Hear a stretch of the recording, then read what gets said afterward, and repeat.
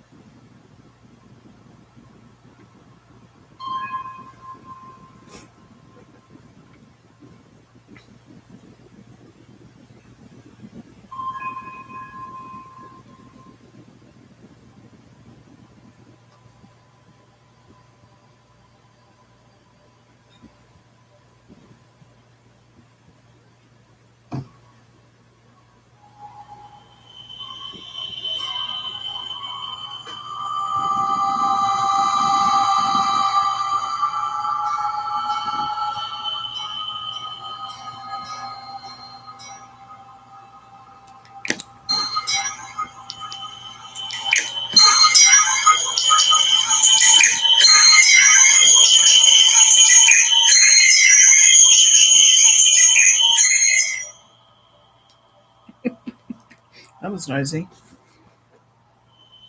Hello, everyone. Anyone here? You're just going to lurk?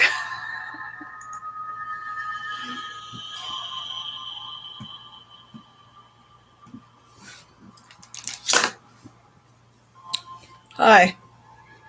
Well, I've got some great stories for you guys today. Hope you enjoyed them. They're definitely creepy. So, that being said, how are you, Mindy? How you doing?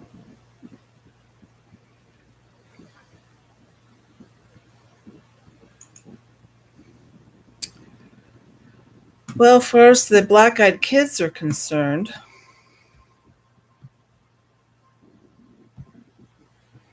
There's a lot of stories. And it all sort of starts, the real story starts in 1998. When a gentleman who's was a journalist had a very strange experience. Now, that doesn't mean these stories didn't happen before this time, but he was the first one to bring it to the public eye. Basically, Brian Bethel was a Texas reporter, and he reported it back on a ghost-related mailings list, which I can give you the link to as well, where you can read the original account. But this author, who is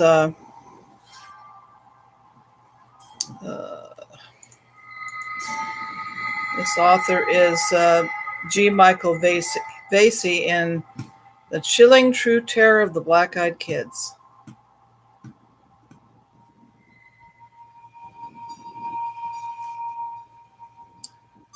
And his story starts out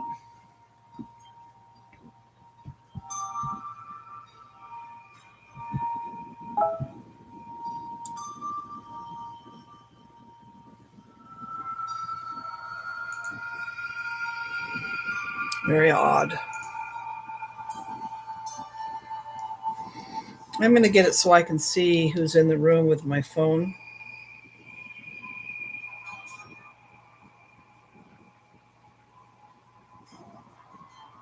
Hi, Data. I can see who's in the room, which is nice.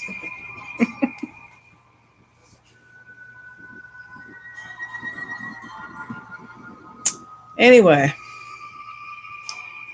Brian Bethel, Texas reporter, his story is basically um,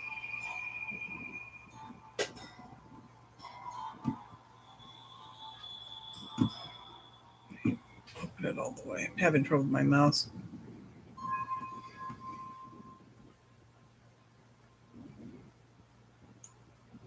There we go. His story goes like this.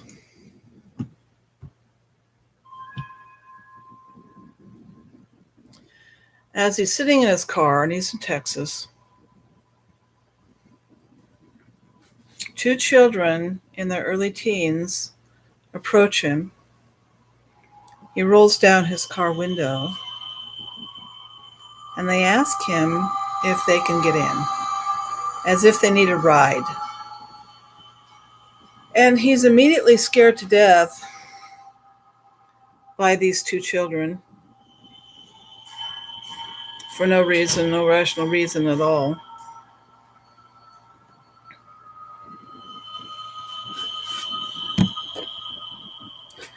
But the calmness of the children immediately scares him. And their incessant requests to be let in keep him from driving away immediately. So, he didn't even wind up the window. He describes that he feels a foreboding and fear, and that he's experiencing how compelled he felt to enter into this conversation. Every fiber in his body is telling him basically this is not a good idea. Yet he cannot act on this. It is only when he sees the kids have totally black eyes that he finds whatever strength it takes to break away, and he races away to his car. In his car, I mean. And this is kind of the basic scenario that happens with these children.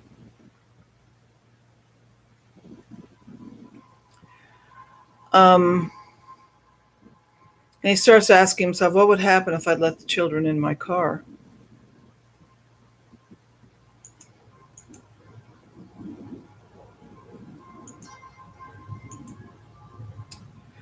Now, there's another story about somebody, and they're in New York City. And so this is happening all over the country, apparently. I was on a date with my fiance, who's now my husband. Hi, Scott. Hi, Data.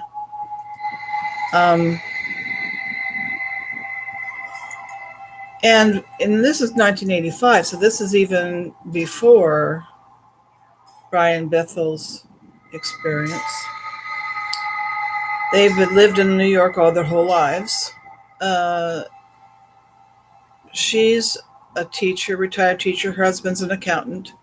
They're going out to dinner, and they pulled over to a restaurant they used to go to a lot. And the husband parked the car outside the restaurant, and we both heard someone knock their knuckles against the car windows. Now, I think the first thing that comes to my mind is, why didn't they see the person in the parking lot when they drove up? I mean, it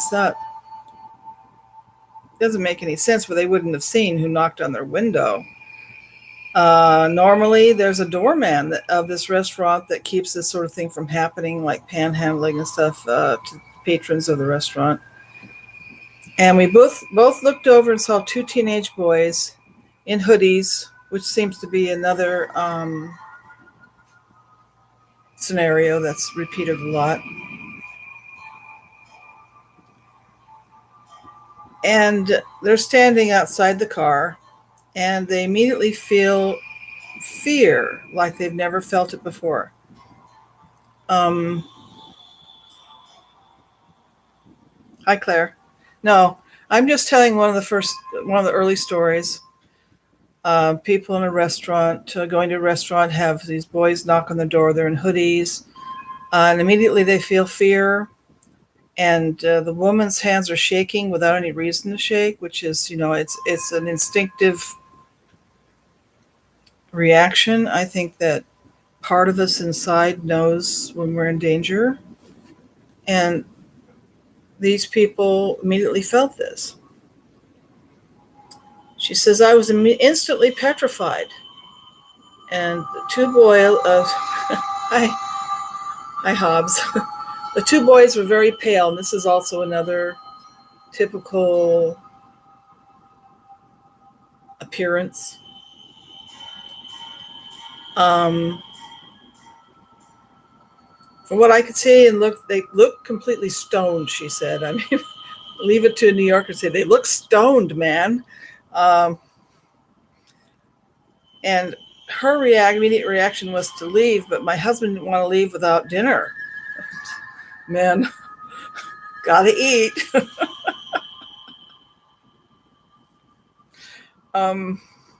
He was going to ignore them and go into the restaurant, and so he opened the car door, and the two boys stood back to let them out. He's just going to ignore them, and he opened the door on my side of the car, and she got out.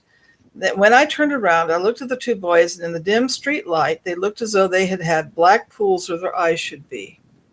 Just two large patches of black, no color at all. We need a ride in your car, one of them said to my husband. Mike, my husband, had actually turned his back to them to lock the door. He hadn't seen their eyes. Well, he replied, you're SOL. It won't take long, the boy said, as though he didn't hear my husband's response. We're just young people who need a ride. That was so weird. Since when do teenagers call themselves young people? It was like two old men had jumped into these teenage bodies. Well, shit, my husband said at the time. I'm just quoting. He's a real New Yorker. You better take the subway. As my husband, Mike, turned, the boys started screaming. I understand that when they scream, it's unworldly. It's really horrific. And invite us into your car. We can't enter unless you invite us. My husband was about to yell back when he saw their eyes. His face completely fell. I've never seen him so shocked by something. He stepped away from them and moved into the sidewalk. I moved to the back of our car. We both watched as these two boys suddenly started screaming and shouting. The two boys backed up, still screaming and shouting. You need to let us in, one of them screamed, pointing at us. We have to see our friend. We turned around and headed into the restaurant. The doorman was standing inside the lobby. He hadn't seen or heard the boys. We had dinner, and I thought that would be the end of it. I remember feeling terrified for days after. I didn't sleep very well and had a lot of nightmares. I had a lot of headaches too. A week later, and I was starting to dread going to bed as I would see these boys every single time. I opened my eyes. I was worried they would visit us again or appear in our bedroom. I was scared to leave the house, and I felt violated as though they had attacked me. Yet all they had done was nothing compared to what others had gone through. They really didn't do much except scream, shout, and act weird. It was what happened to me afterwards that really bothered me. I really think that once you get caught up with these kids, they have a long-lasting effect on you. Nightmares, panic attacks, sleepwalking, headaches, fear of seeing them again. A few months later, and things were starting to calm down, I asked my husband if he remembered the incident. He said he did, and he had met up with them again, apparently. They were outside his office one afternoon waiting by his car. They did the same thing they did outside the restaurant. When my husband told them he was calling the police from his office, the kids didn't seem to care one way or another. The creepiest thing was that they told him they wanted to go to an address to visit their friend who could help them. The address at the time didn't mean anything. It was just a suburb in New Jersey, maybe right next to Baylo. Who knows? Years later, we were moving to a new house, and when my husband saw the address of the house that I wanted him to see, he went white. It was the same address as boys had told him about outside his office. What are these kids? What are they? What are they, demons? Others say they're lost spirits. I have no idea what they are, but they terrified the hell out of me, she says. However, Bethel's account wasn't the earliest, obviously.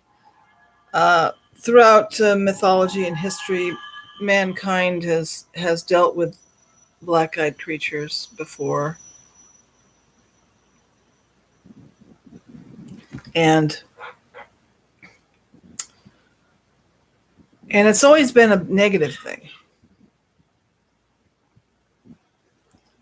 And I looked up a bunch of websites. I have like 50, I swear, close to 50 websites on black-eyed children, probably some repeating the same stories I'll be sharing with you here, pretty much in the public purview.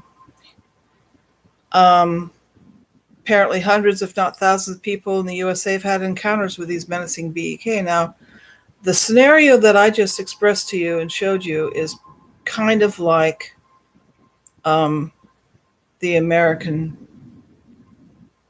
version. I think they know the culture we live in, wherever they appear, the culture we live in, the kind of things they can get away with, and they can influence people. So the culture here, we're very prone to helping people, especially children. Children, we have a soft spot for children here, especially if they're stranded or something like that. And our natural instinct is to help them. I think this is probably most people's instinct, is to help them. And problem is with these little interesting beings is that sometimes they are messengers of sorts or harbingers of negative things that can happen. There's one instance where this is very much a usual scenario. It's usually 2 or 3 in the morning that they'll knock on your door. 2 small children are standing there, and the man answering the door inexplicably has totally unnerved by them. And the kids, thinking the kids have got lost, or perhaps they had an accident, he lets them the kids in, and the wife makes cocoa for them. He keeps asking what had happened, and they keep reporting not to worry, as their parents will be there soon. And that, it's like, why, if they're going to be there soon, did you need to be in my house? Scared and concerned couple begin to notice their pets are behaving strangely. Husband feels dizzy. Woman of the house returns the cocoa. She almost drops it when she looks at their faces, and she sees their eyes are completely black.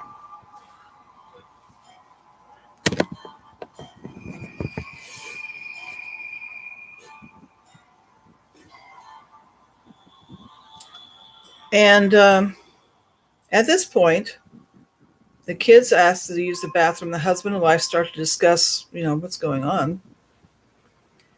And then his nose starts to bleed profusely. And then the power goes out. They stand in total darkness, in total fear, until suddenly the kids leave abruptly, saying their parents have arrived, leaving the front door wide open. And outside, the woman sees a car idling on the street and 2 dark-suited adults waiting for them. After a while, the power comes back on. After that, nothing was the same. The cats disappeared. The pet bird died of a hemorrhage in a pool of blood in its cage. The husband's nosebleeds became worse, and he was diagnosed with skin cancer. Well, his wife also began to suffer dizzy spells and nosebleeds. Their hypnotic effect keep you know keeping a terrified victim with some somehow sense of danger transfixed. They seem to have power over people's will, but you have to let them in. They can't enter without being invited in, which is a demonic, evil entity thing that they seem to suck your life energy, feed off of it. They devour you, your soul. And I know this just sounds crazy, doesn't it?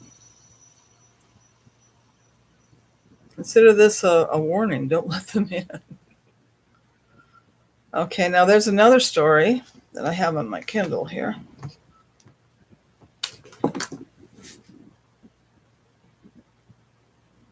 And I'll put all the links to these stories for you.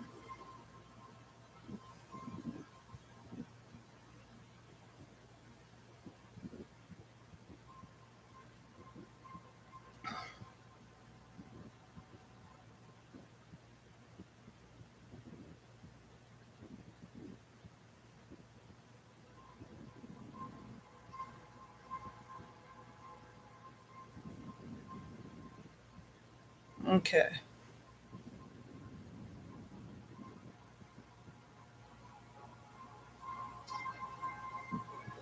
Yeah, I don't know about you, but did the two dark suited people remind you of something?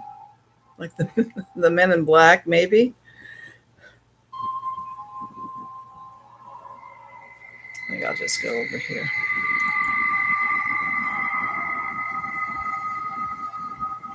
I have them all bookmarked.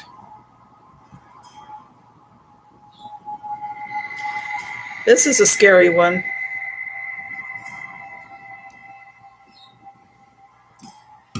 And you think, if you're difficult to get to, that you're safe. They seem to find a way to find you no matter what you do. Hey, Ronan.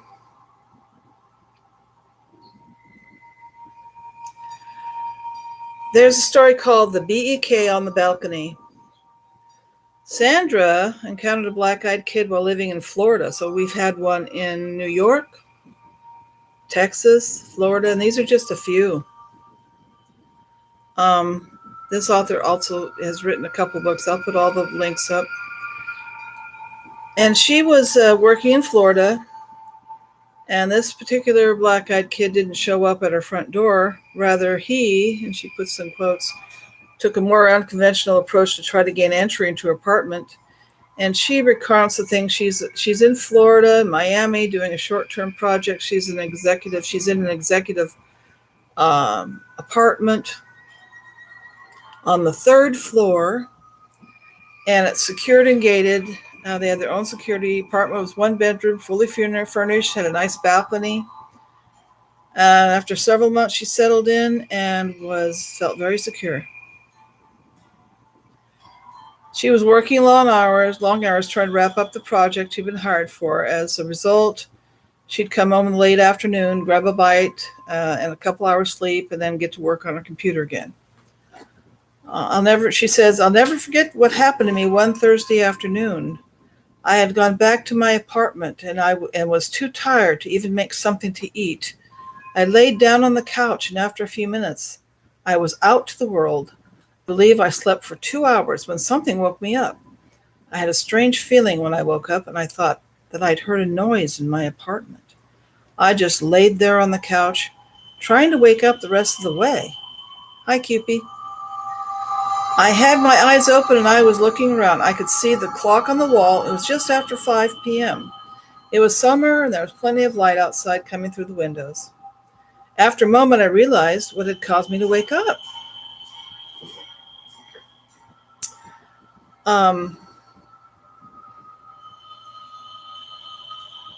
Someone was knocking on the door.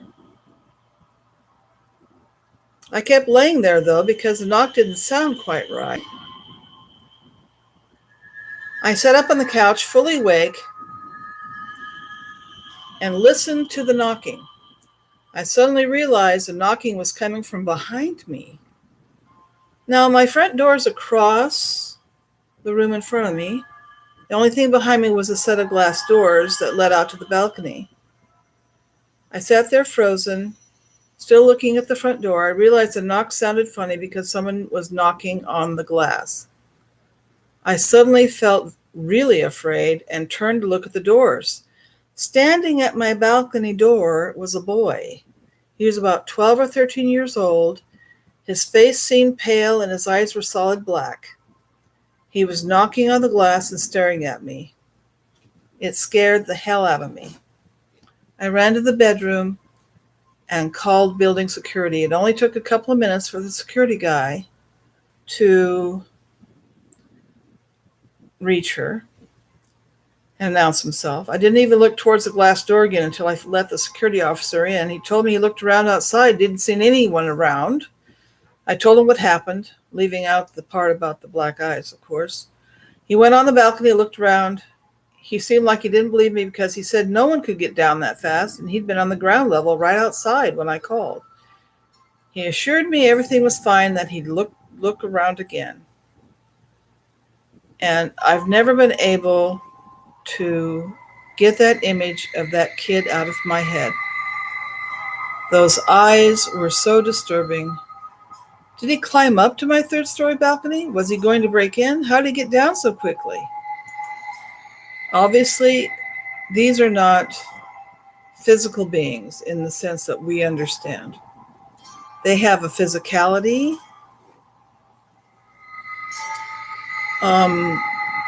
I guess that they can manifest, and they can be, we assume they can because we don't have anything that says that they actually do anything but knock. We know that spirits can do that. They can't open a door. So they probably didn't drink the cocoa that woman made. So maybe they're not physical beings in the sense that we understand physical beings to be. But she was never comfortable in that apartment ever again. Now, Data Junkie told me a little story that she had experienced, and this was before the black-eyed children kid phenomenon really became, a true urban legend in the sense that people know about it. And here's another story from Texas. Apparently they like Texas. Lucky you. And this is regarding what happened with an animal. And we know animals are sensitive.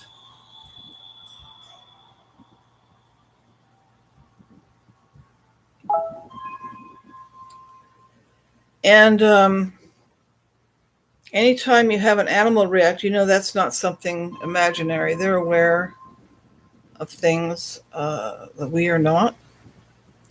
They have a different level of perception. They have greater hearing, sometimes greater vision, definitely greater sense of scent. And I think they can see spectrums of light that we cannot. But it's very important to pay attention to your pets and their reaction to people. They can detect earthquakes and other natural phenomena. Animals will leave an area before an earthquake. They'll know ahead of time. But it says, I've only heard of a few encounters with black-eyed beings where an animal has been present. And here's a story from a guy named Chuck who lives in the west of Texas metro area, Dallas.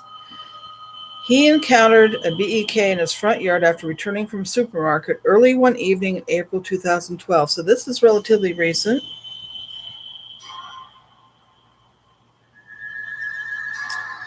I had run up to the store to get a few things that my wife asked for. I was only gone about half an hour. I pulled my truck into the driveway, got the 2 bags, and headed for the front door. There wasn't anyone around, I swear. We have a small set of steps that go up the front door. I had 2 bags in one hand, and I opened the front door with the other. We're pretty far out from the city, and sometimes I don't lock the doors if we're just running an errand. Just as I pushed the door open, I heard somebody speak to my right. It scared the hell out of me, and I jerked my hand back from the door, just leaving it open. There was this boy standing there. He wasn't up on the steps. He was beside them in the yard. I swear he must come out of nowhere. He was wearing one of those hoodies with a hood pulled up. It was gray, and he was wearing some jeans.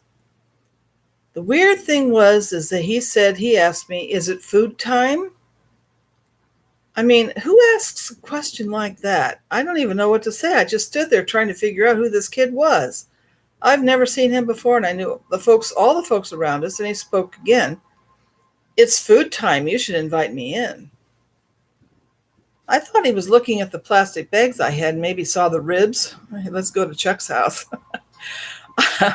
I had in there such a strange question. I was thinking, this kid's not coming to my house. Just then I heard my dog barking.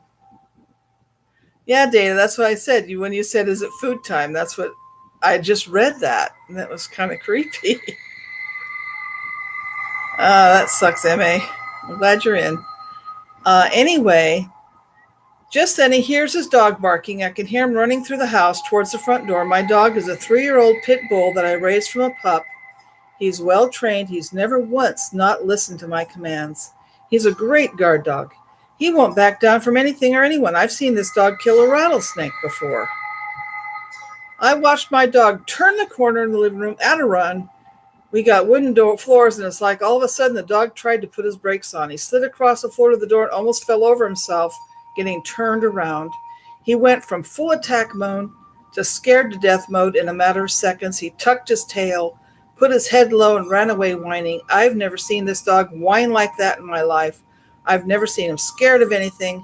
Seeing him act like that scared the hell out of me, he says. I looked back at that kid, and he was looking up at me with a little smile. Gosh, wouldn't that give you the creeps? When I saw his eyes, they were solid black. No whites in that kid's eyes. Something about this creepy-looking kid had scared my dog, and now I was feeling scared myself. I got in the door as quick as I could and slammed it shut behind me. I went to the kitchen, put the bags down, and realized he was shaking. Now, this is a Texas man. I don't think they shake too easy. I mean, those people are pretty dang tough down there. They go through a lot of weather challenges and all kinds of stuff that, I can't imagine a full-grown Texas man shaking from fear. He says, I don't know what it was about that kid, but it really shook me up. I went back to the front room and looked through the small slits in the blinds. Didn't see a kid anywhere. Opened the blinds a little more. No sign of him. Finally went back to the front door and had a look around the house. No sign of the boy with black eyes. When he goes back inside the house, his wife's asking, what's wrong? What's wrong with the dog? Because he's hiding under the bed. I tried for some time to get out, but all he would do was whine. I finally had to drag him out, but he went right back under there. The next several days and nights, that dog stayed mostly under the bed. He went outside when he needed to, but only through the back door. It took a few weeks for the dog's behavior to return to normal.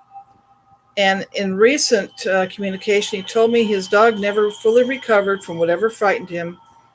And on a personal level, he feels haunted by the encounter. Has no explanation as to why he and his dog sensed such fear from seeing or sensing a teenage boy. Well, I think that we can all say that there's something that, unless you're an incredibly materialistic individual, that your spirit or that part of you that protects you will warn you if something's dangerous, will warn you if there's evil near you or something predatory. And I think this is what's going on. And when it's something that's powerfully evil, it will terrify you instantly. And it's a warning to you to get out of there, to get away from them. And now, Data, where do you live? What state do you live in? I forgot.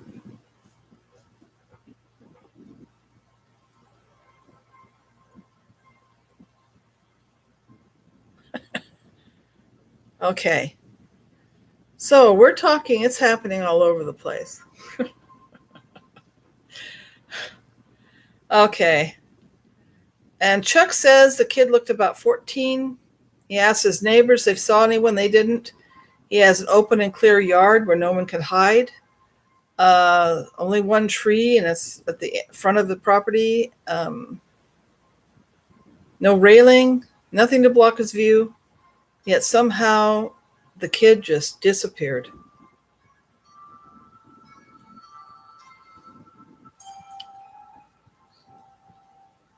He said it happened so quick that his dog reacted. He doesn't know how close the dog had to get to. The dog must have had to be probably within 10 feet of the kid before it reacted, is my guess, something like that. Because, our ability to sense evil has usually a distance limit. If they're far enough away, you're not going to notice it. So that was an interesting experience. Let me go back to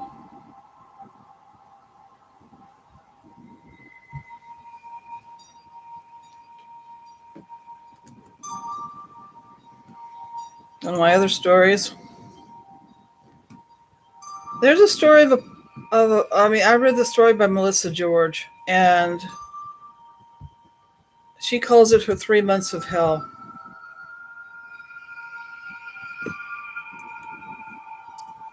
And she and her husband had found this ranch house, beautiful place.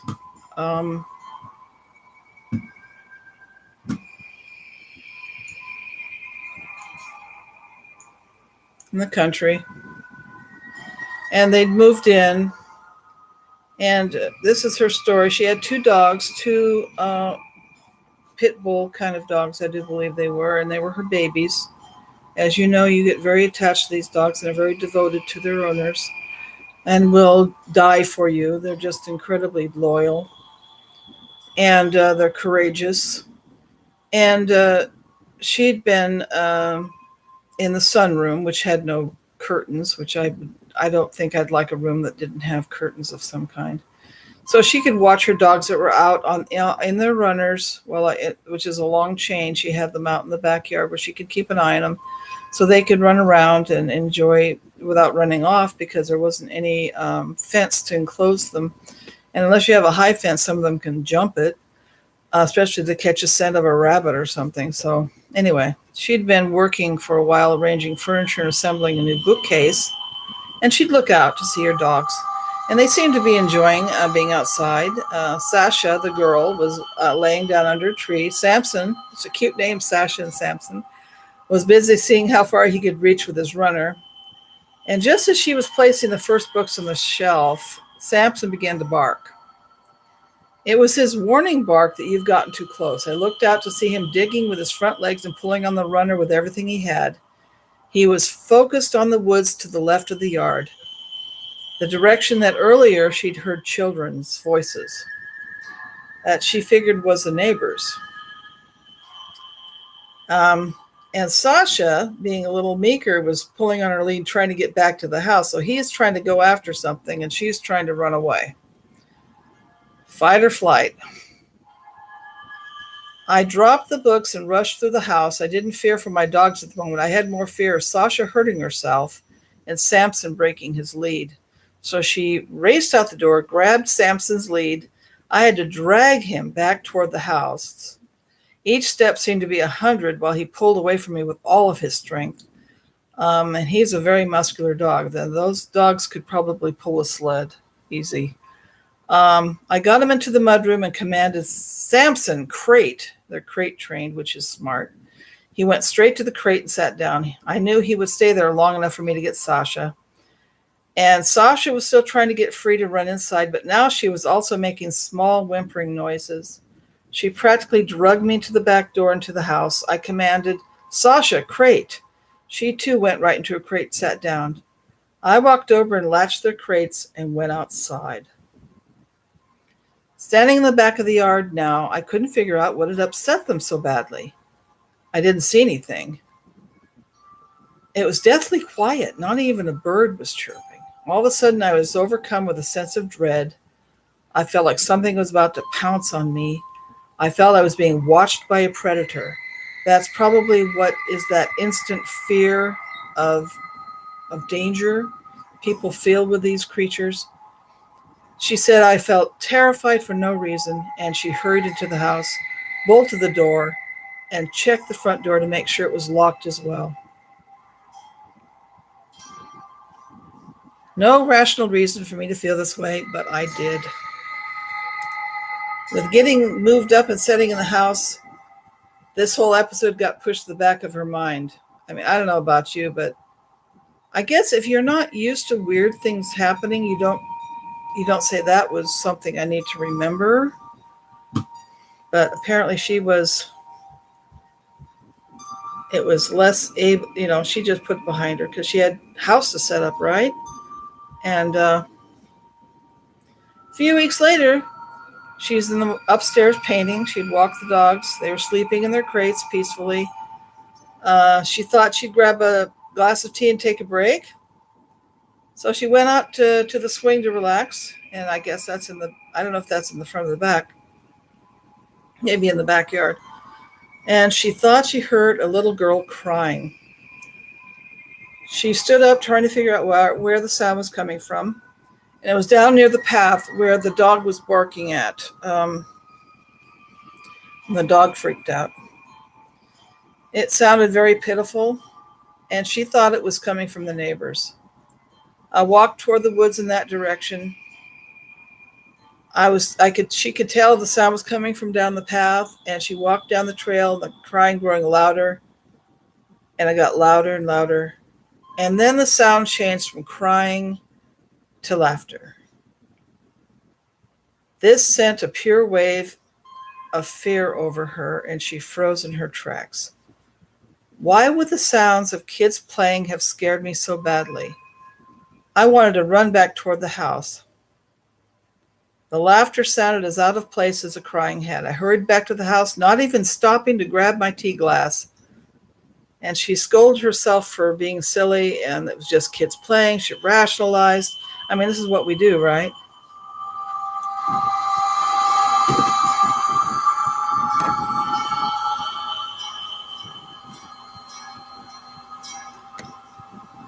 And so, this is what people do that aren't aware of weird spiritual stuff, is that they just ignore it and write it off. I said, my friends, do not ignore stuff like this. You have abilities to understand and receive unspoken warnings and messages for good and bad. Don't ignore them. Don't ignore your intuition.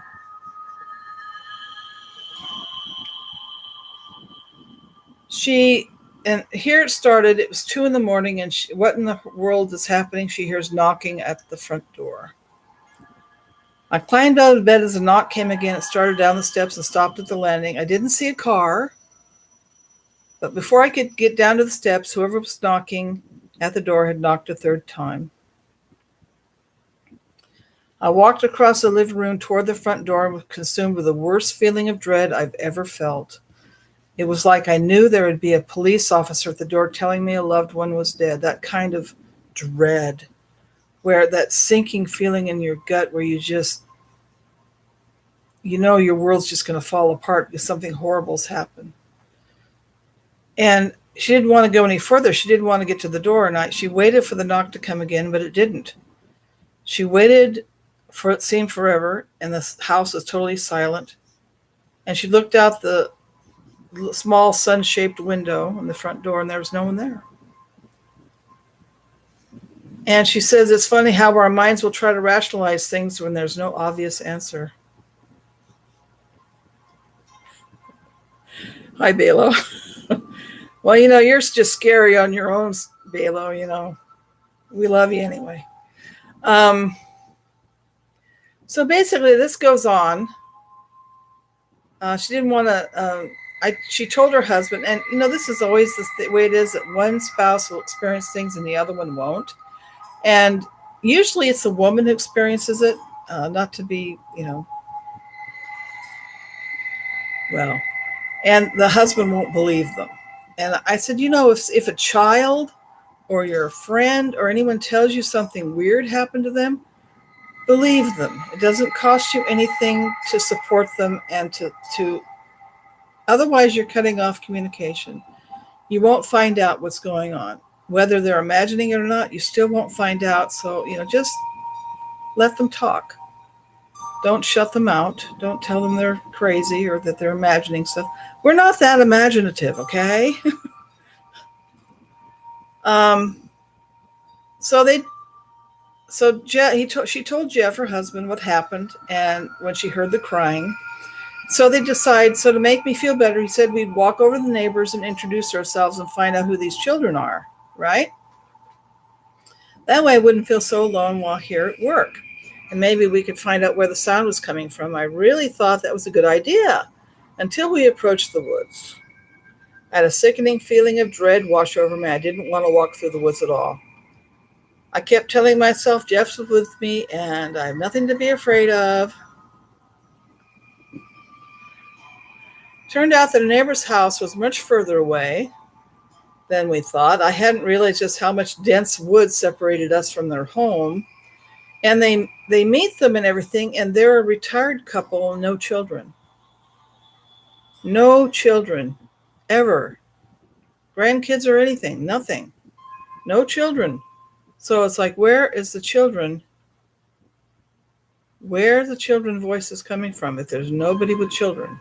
This is out in the country here.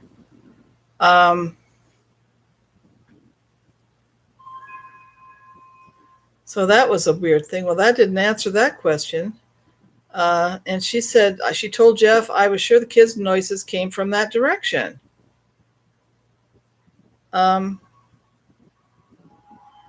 It's a few days after meeting our neighbors that she decided to walk down to the lake, which is through that pathway that she had felt that foreboding. Beautiful day. She left the kids at home. I mean, the kids, the dogs, her kids, her dog children. I mean, they are like family, right? They are family when you love them like that.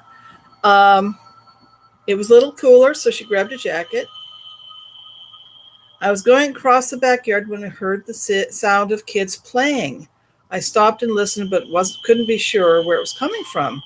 I stood there for a few minutes, but there was no way of knowing where it was coming from.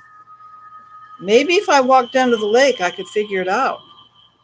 Path was narrow and wound in around trees. You'd have to walk single file, so it's a really wooded pathway. And she was enjoying the smell of the trees, and she could see water ahead of her in the lake and around the bend of the path. But what I saw next made me stop in my tracks. A little girl was standing on the trail facing my direction. Her head was bent down. Now, this is another thing that they do. They'll be at your front door and they'll keep their head down. They won't look up. Her head was bent down. She had very dark, straight hair. Her arms hung down by her side, and the skin of her hands looked ghostly pale. She was wearing jeans, tennis shoes, and a hoodie with the hood pulled up over her head. Does that sound familiar? I was instantly filled with fear. Something was off about her. This didn't feel right.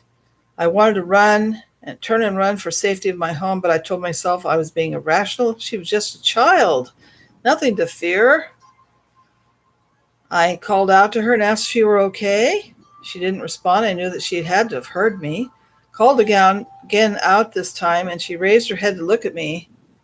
She raised her head slowly, reminding me of a horror movie. I was unprepared for what I saw next. Her face was ashen against unnaturally black hair, but her eyes were coal black. No pupil, no iris, just coal black. Her face was void of any expression.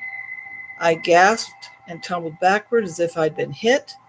I had never known such raw terror. Her heart was racing. Her strong legs had become jelly.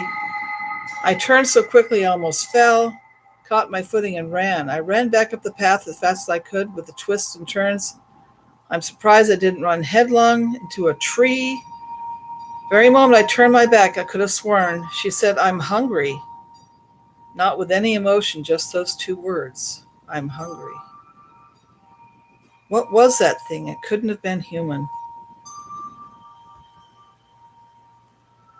And the story goes on. She meets them a few more times.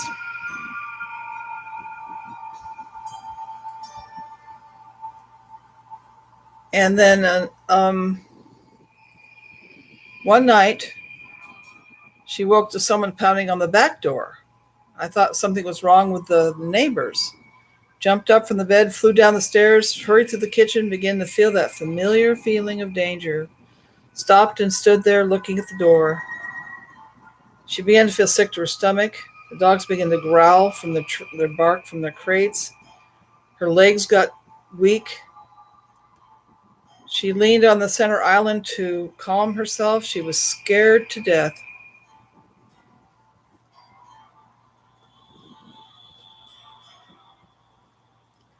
Well, her husband heard her scream, came down, and he went out to look, and there was nothing there.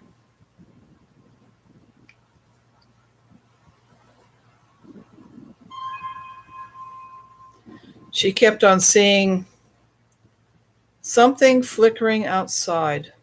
She was sitting in the dark in her house, and she started seeing a small ball of light moving just inside the tree line between her and the path. It would shoot up in the treetops, gliding back down. At times it would bounce along. Looks like a light was playing in the trees. And eventually her husband saw it. So that's, if you want more of that story, you could read her book because it's really, really interesting.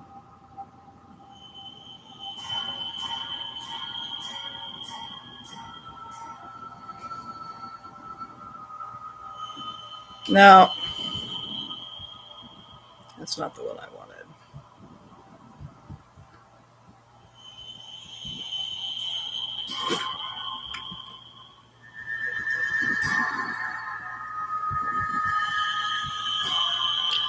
We know that the black-eyed kid phenomenon is more recent in our urban legend chronology and whatever you want to call it.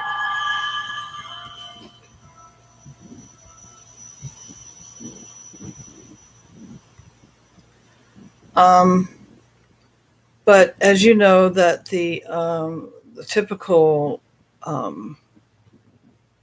alien greys have these black eyes as well, with no pupils of any kind. And there are people that think that, that maybe some kind of hybridization is going on. But we know that in occult mythology and all the different experiences in every country, that people, if you see anything with dark eyes like that, it's evil. And the Iroquois Indians believed in a dark power called the Otcon that could take over children, and an evil one who would mate with human females to produce black-eyed, chalky-skinned children. These children were killed by the tribe soon after their birth and burned to stop them from resurrecting. Children wandering alone in the woods would also be taken over by Otcon and would reemerge with black eyes and pale skin, acting nervously while repeating themselves over and over. Their goal was to destroy the tribe and infect all people with Otcon. And this guy says, is this the origin of the BEK legend in America? Well, we know that because they asked permission.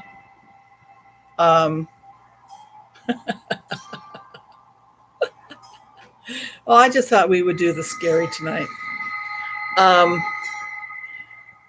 That they have to ask permission to enter your home like demons and vampires do. And, if you watch Buffy the Vampire Slayer, that's part of our urban mythology. The constant demands would be, give me a ride in your car, let me into your house. This sort of thing, it seems to be a running theme.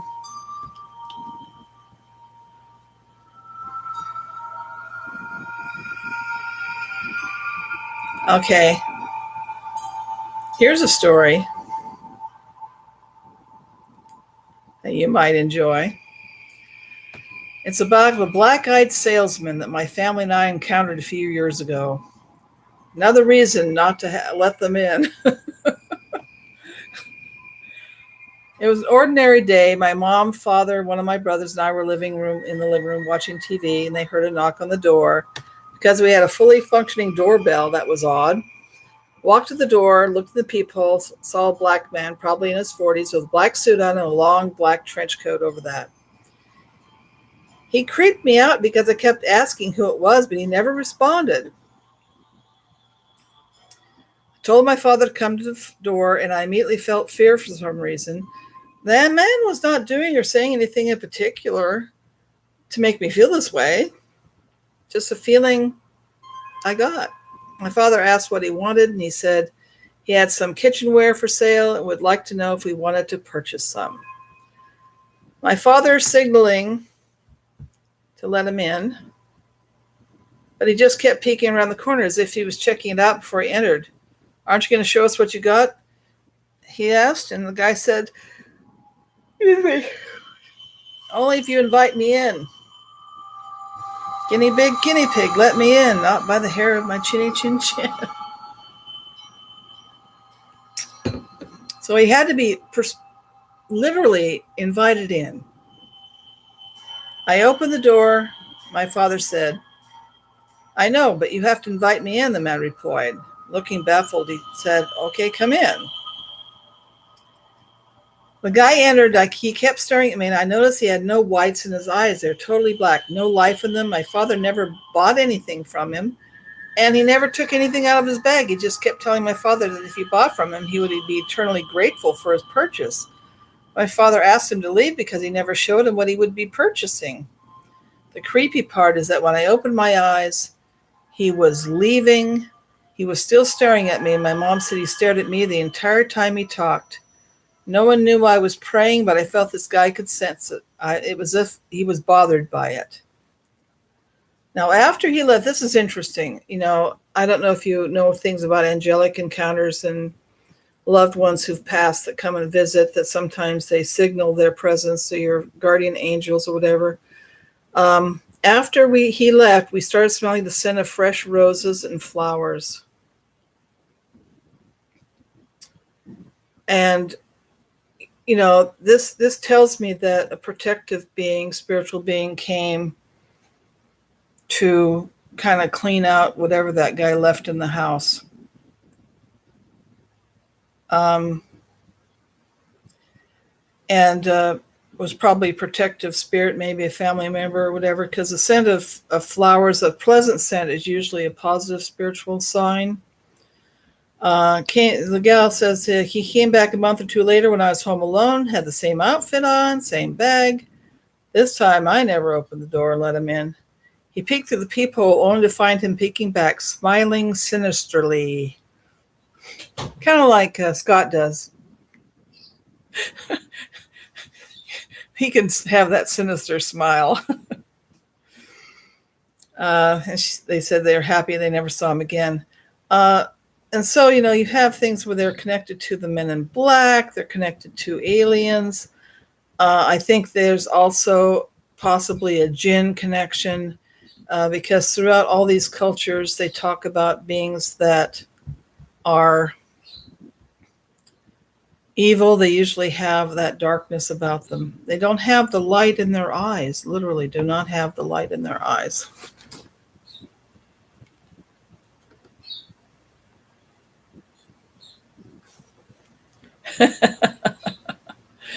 Anyway, all right, let's go one more story before we're done. Let's see. That it's possible that they're considered a soul-eating demon. Usually what happens afterwards, when people actually let them in their homes, they'll have one guy let them in, and he immediately, while they were there, had an intense pain and had to go to the emergency room. The children just disappeared.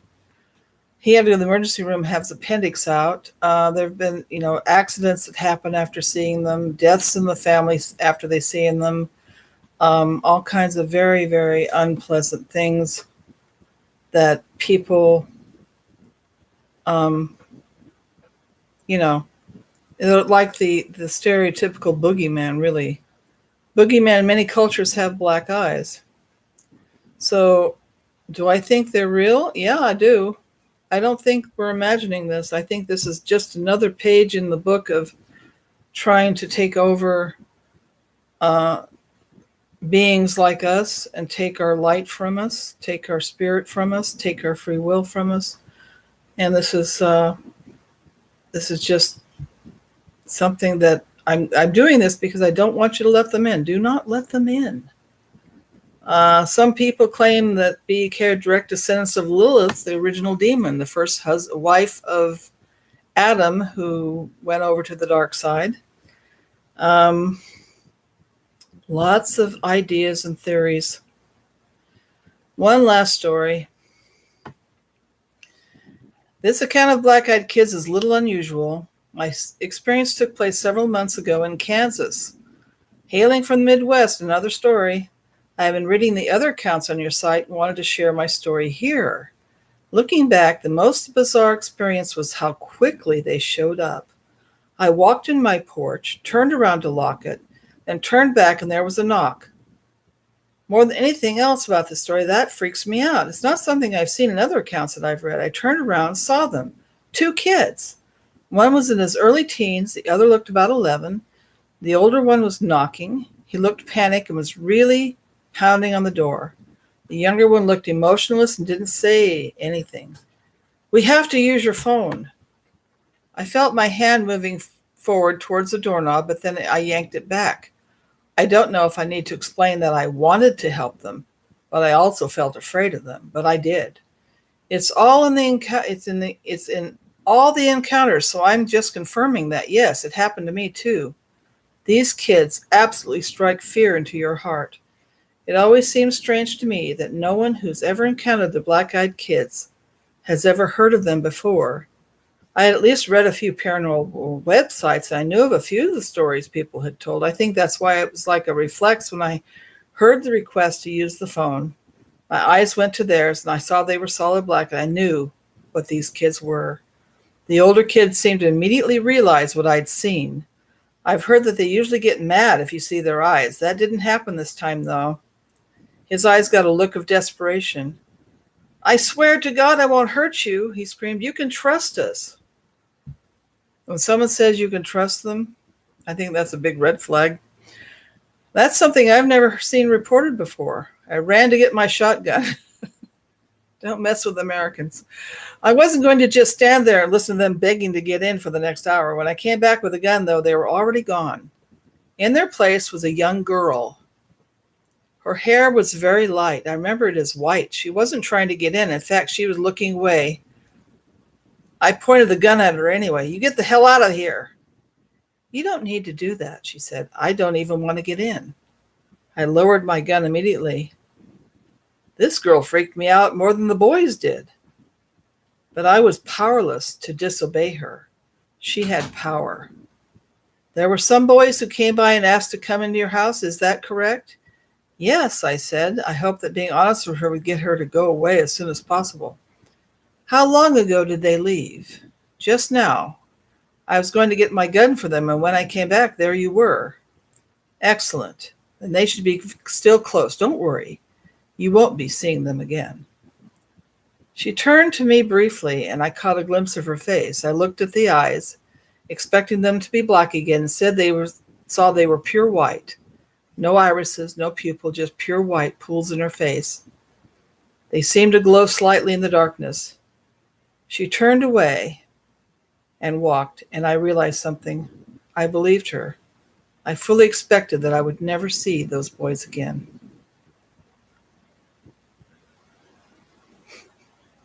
There you go.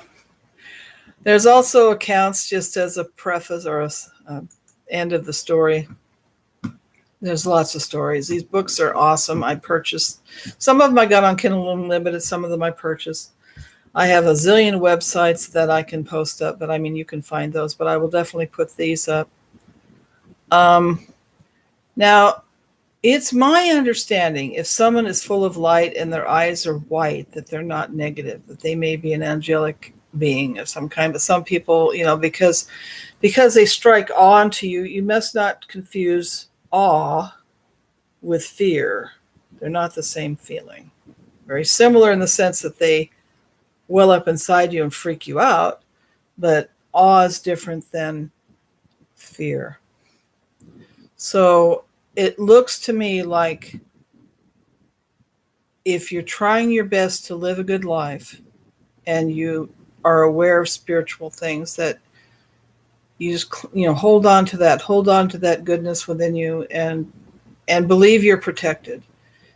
The faith that you're protected is is very important.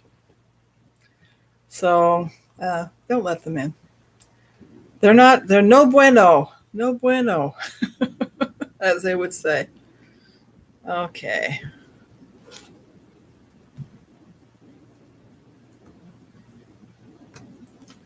Close that. Okay, go back to my...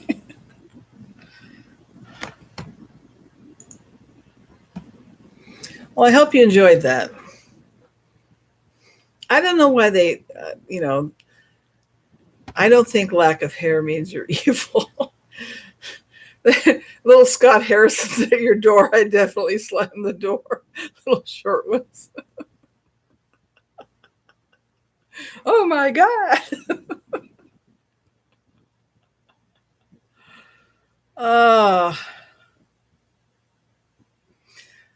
There's so many accounts.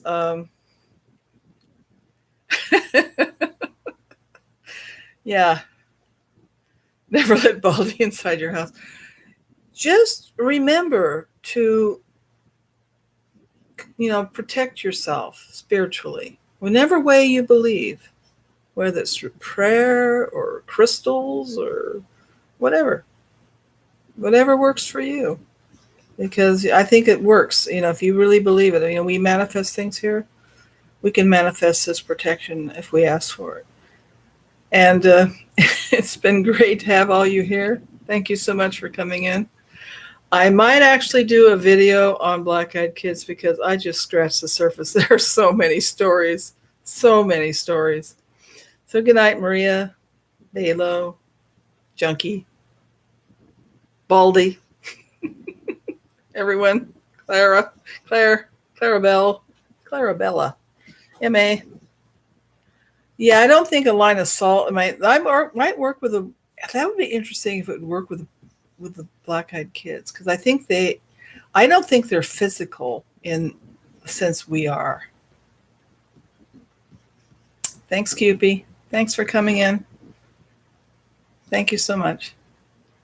Garlic. I don't know. Garlic works to keep a lot of people away. I'm not sure it would keep the other things back. Well, you take care, everybody, and I'll see you next week. And keep the candle lit. Keep looking. Keep asking questions. Let's cook out.